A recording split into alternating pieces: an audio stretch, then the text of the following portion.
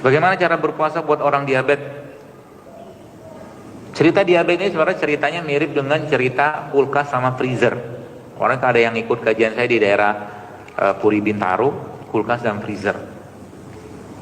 Di Jepang itu ada satu petugas, namanya petugas pengatur penumpang. Kerjanya ngapain? Itu nama bagus, nama santunnya. Tapi kerjaan petugas ini di KRL Jepang di pagi dan sore, kerjaan dia dorongin orang masuk ke dalam KRL. Dia orangnya di Jepang begitu. Hubungan dengan apa? Dengan orang diabetes. Diabetes ini masalahnya adalah kemampuan atau ketidakmampuan insulin itu untuk mendorong glukosa masuk ke dalam sel. Insulinnya bisa, kalau bahasa sains zaman sekarang, mereka bilang insulinnya terlalu sedikit atau produksinya nggak ada. Itu yang diabetes tipe 1, tipe 2 gitu lah seingat saya. Tapi kalau saya pribadi, bukan masalah di situnya. Dalam sebuah buku yang saya baca, menarik buku itu. Jadi dokter yang menulis, dia melakukan ini pada pasien-pasien dia, yang masalah adalah sensitivitas pada kelenjar dan hormon itu sendiri.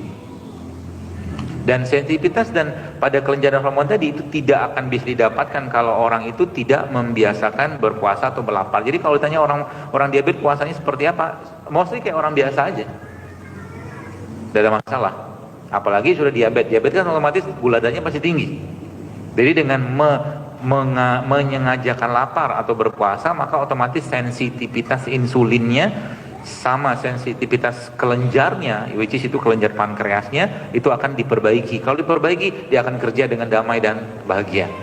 Seperti itu. Dannya apa lagi? Dan kasih dia istirahat, kasih dia bahan baku yang baik untuk dia bisa bekerja. Bahan baku yang baik untuk orang-orang DM apa? Tadi sudah sebutin. Tumbar, cuma kayu manis, bunga lawang, serai, itu bahan bakar buat mereka. Hangat-hangat gitu kan.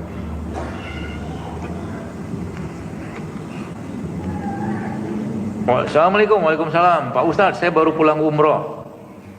Obat batuknya apa? Ya semoga umrohnya mabrur. Ini obat batuk. Jeruk nipis jadi obat batuk, jahe obat batuk. Tinggal pakai yang mana aja.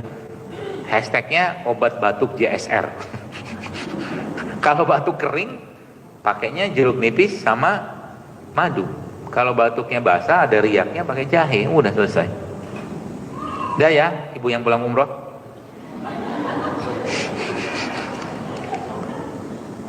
Resep untuk kekentalan darah, semua jenis bawang-bawangan bisa dipakai untuk kekentalan, untuk pengentalan. Kalau Anda mau lebih simpel lagi, ibu bapak baca di hashtagnya resep jantung JSR.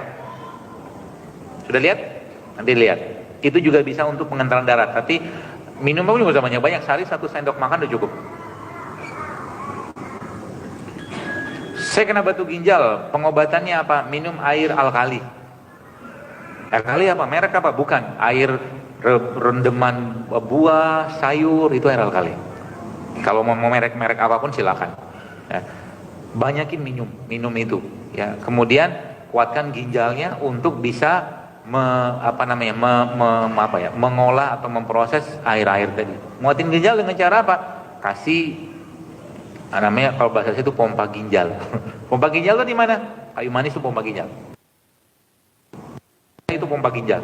Apalagi kalau Bapak Ibu bisa dapatkan kayu manis Cina atau likoris tulisannya. Itu juga bisa. Yang saya share bagi ibu-ibu yang ada masalah di kewanitaan, hashtagnya resep wanita JSR. Hashtagnya begitu. Ibu-ibu generasi lama biasa bingung nih, hashtag itu apaan dok? Wah udah lewat.